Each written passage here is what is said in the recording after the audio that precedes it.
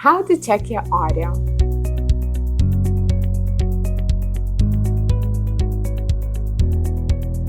Now that you tested your internet connection and decided on a good placement for your phone, the next thing you need to do is figure out your audio. Best case scenario, you can just use the built-in microphone on your phone. If there is a sound system or speakers in place, the audio can usually be heard clearly by everyone. Unfortunately, this isn't always the case, and sometimes we have to use backup solutions such as external microphones. Depending on your event, there are a few things you have to do in order to ensure you have the best audio. If you're using the EventLive app, you can monitor your audio levels very easily by looking at the app.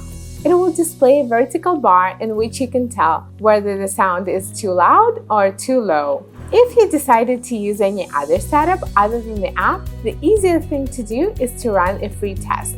Open the test event page and listen to it. If you don't have the time to do a test, you can start streaming, then open your event page and check the sound. Is it too low? Your microphone might allow you to boost the volume. Otherwise, you'll need to get closer to the action. Is it too loud? Reduce your volume if you can, or stay away from the speakers.